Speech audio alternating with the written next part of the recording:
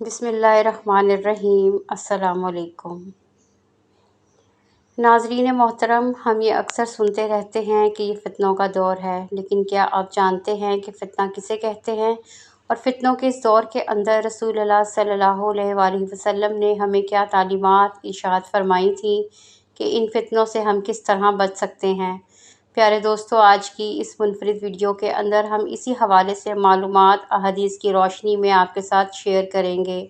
लिहाजा आपसे हमारी गुजारिश है कि आप हमारी इस वीडियो को एंड तक मुलाहिज़ा फरमाइए। नाज़रीन मोहतरम, ये बात याद रखें, रसूलुल्लाह सल्लल्लाहु अलैहि वसल्लम ने जैसे इबादत, मामलात, इखलाक और हुस्न मुआशरत से मुतालिक तालीमात दी हैं, इसी तरह से फ़ितनों से भी आगाह फरमाया है। और फ़ितने के ज़माने से मुतालिक बहुत सारी रिवायात हैं और हिदायत भी मौजूद हैं। और ये फ़ितने क़ुर्ब क़यामत में इतने बढ़ जाएंगे जैसे अंधेरी रात की तारीकी होती है। और इन फ़ितनों के मुख्तलिफ़ असबाब हुआ करते हैं। इसकी मुख्तलिफ़ मफ़हूम ज़िक्र किए गए हैं। आजमाइश को भी फ़ितना कहते हैं और इम्तिहान, माल और दौलत को भी फ़ितना कहा गया है। गुमराह करना और गुमराह होना, इस पर भी फ़ितने का इदराक होता है। किसी चीज़ को पसंद करना और इस पर फ़रेबदा हो जाना, ये भी फ़ितना है। और लोगों की राय में, नज़रियात में इख्तलाफ, ये भी एक फ़ितना है। जिस दौर से हम गुज़र रहे हैं, इस दौर में तकरीबन ये सारी चीज़ें पाई जा रही हैं, इसलिए इसे भी फ़ितना कहा जाता है। नामालूम कि आइंदा मज़ीद क्या क्या फ़ितने रोनुमा होंगे। हमारी ज़िम्मेदारी बनती है कि हम ऐसे मौक़े पर रसूलुल्लाह सल्लल्लाहु अलैहि वसल्लम की तालीमात को अपनाने वाले बने और आप सल्लल्लाहु अलैहि वसल्लम की हिदायत और तालीमात के मुताबिक अपनी इस्लाह की कोशिश करें और ये हिदायत दूसरों तक पहुंचाने की कोशिश करें जो कि इल्मी तौर पर इन फ़ितनों का शिकार हैं।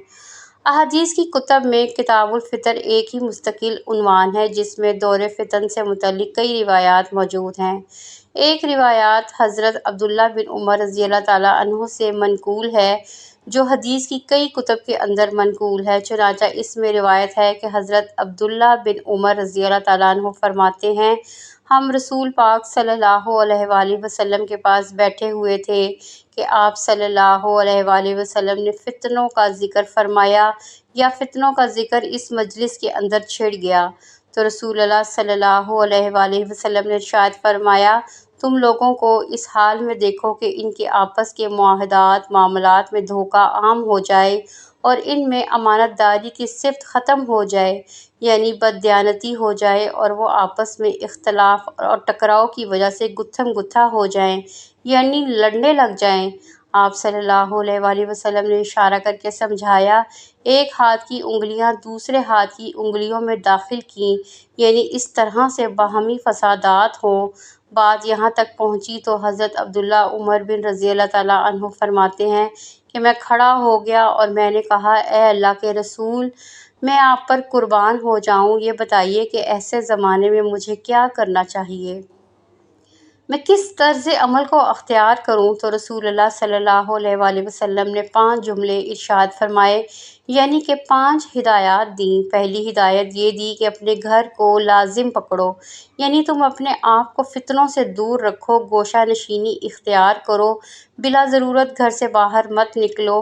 किस कदर आला नसीहत है कि बजाय फ़जूल घूमने फिरने, इधर उधर जाने के, इत्मीनान से अपने घर में रहो ताकि अमली तौर पर किसी फ़ितने का शिकार ना बनो और अमलन भी फ़ितनों से अपने आप को दूर रखो।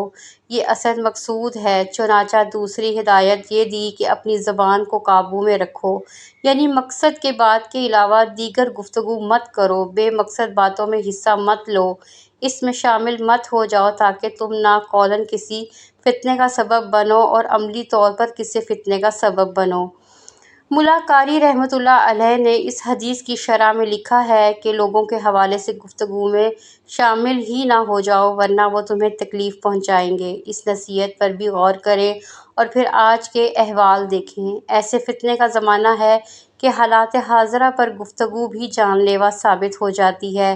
بسا اوقات لوگوں کے احوال سے متعلق گفتگو انسان کے دین و ایمان کے لیے بھی خطرناک ثابت ہو جاتی ہے۔ اس فضول گفتگو کی وجہ سے لڑائیاں اور جھگڑے پیدا ہو جاتے ہیں، گھروں میں اشتراک اور انتشار کا ماحول بن جاتا ہے، ناراضگیاں عام ہو جاتی ہیں اور لوگوں کے درمیان بات چیت کے دوران جھگڑے شروع ہو جاتے ہیں۔ اس لیے فرمایا کہ ان موضوعات پر گفتگو ہی نہ کرو۔ اور تیسری ہدایت یہ کہ موافق شریعت عمل کرو، یعنی تیسری ہدایت یہ دی گئی کہ شریعت کے موافق عمل کرو، شریعت کو مقدم رکھو، اپنے جذبات کو اور ماحول کو اور ارد گرد کے احوال کو شریعت کے ترازو پر پرکھو۔ اگر شریعت کے موافق ہو تو عمل کرو ورنہ چھوڑ دو۔ گویا شریعت کے احکامات اور اصول ایک مسلمان کے لیے ترازو اور معیار ہونا چاہیے تاکہ سب چیزوں کو ایک جانب رکھ کر پیروی اختیار کرو۔ اور چوتھی ہدایت یہ دی کہ خلاف شریعت امور سے اجتناب کرو۔ چوتھی ہدایت اور نصیحت پر فرمایا کہ جو بات شریعت کے خلاف ہو، منکر ہو، اس سے اطلاق کرو، چاہے اس کا تعلق گفتگو سے ہو، کسی طریقہ کار سے، جذبات سے ہو، مگر وہ شریعت کے خلاف تو اس پر عمل مت کرو، اس سے اپنے آپ کو بچاؤ۔ اور پانچویں ہدایت آپ صلی اللہ علیہ وآلہ وسلم نے یہ ارشاد فرمائی کہ اپنی اصلاح کی فکر کرو۔ پانچویں اور آخری ہدایت یہ دی کہ اپنی اصلاح کی فکر کرو، عام لوگوں کے معاملات کو چھوڑو، اپنے آپ کو بچاؤ اور ہلاک ہونے والوں کے ساتھ اپنے آپ کو ہلاک مت کرو۔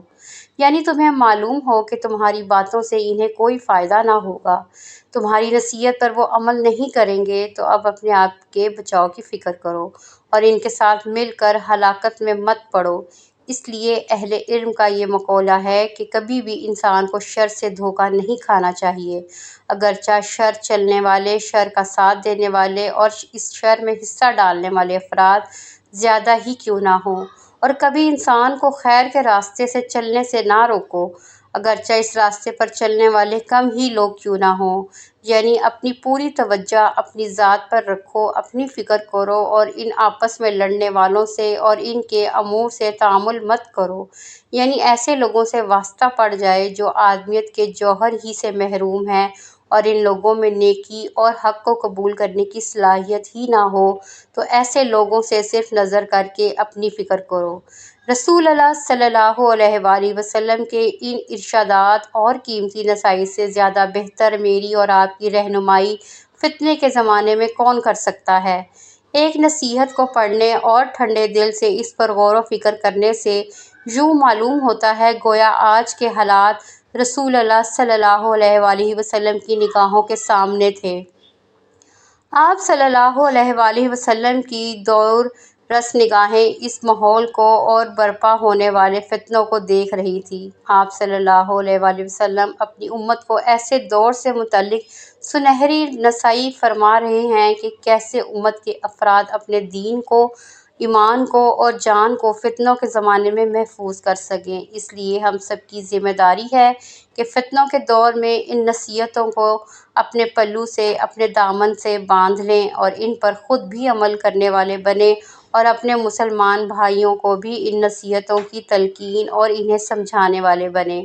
اللہ تبارک و تعالی ہمیں ان نصیحتوں پر عمل کرنے کی توفیق عطا فرمائے اور اللہ تعالی ہمیں فتنوں کے شر سے محفوظ رکھے، کیونکہ یہ آج کل میں بہت زیادہ بڑھ چکے ہیں، جیسا کہ بخاری شریف کی حدیث کے اندر بھی رسول اللہ صلی اللہ علیہ وآلہ وسلم نے پہلے ہی بتا دیا تھا۔ چنانچہ حضرت اسامہ بن جہاد رضی اللہ تعالیٰ عنہ سے روایت ہے کہ رسول اللہ صلی اللہ علیہ وآلہ وسلم مدینہ کے ٹیلوں میں سے ایک ٹیلے پر چڑھے اور فرمایا، اس وقت جو کچھ میں دیکھ رہا ہوں کیا تم بھی اسے دیکھ رہے ہو؟ تو صحابہ کرام رضی اللہ تعالیٰ عنہ نے عرض کیا، نہیں اے اللہ کے رسول صلی اللہ علیہ وآلہ وسلم، ہم نہیں دیکھ پا رہے۔ تو آپ صلی اللہ علیہ وآلہ وسلم نے ارشاد فرمایا، میں دیکھ رہا ہوں کہ وہ بارش کے قطروں کی طرح تمہارے گھروں میں داخل ہو رہے ہیں۔ پیارے دوستو، اگر اس حدیث مبارکہ پر ہم غور کریں تو آج نیٹ اور موبائل سے اور سوشل میڈیا کے ذریعے یقیناً آج وہ فتنے ہمارے گھروں کے اندر صبح شام برسات کے قطروں کی طرح کثرت کے ساتھ نازل ہو رہے ہیں۔ اللہ تعالیٰ ہماری اور ہمارے گھر والوں کے اور ہمارے بچوں کے ان تمام فتنوں سے حفاظت فرمائے، اور اللہ تبارک و تعالی ہم سب کا خاتمہ بھی خیر پر فرمائے، آمین یا رب العالمین۔ ویڈیو پسند آئی ہو تو چینل کو سبسکرائب، لائک اور شیئر کرنا نہ بھولیں، اور کمنٹ باکس میں اللہ تعالیٰ کے 99 ناموں میں سے ایک نام ضرور ٹائپ کریں۔ ملتے ہیں اگلی ویڈیو میں، تب تک کے لیے اجازت دیں، اللہ حافظ۔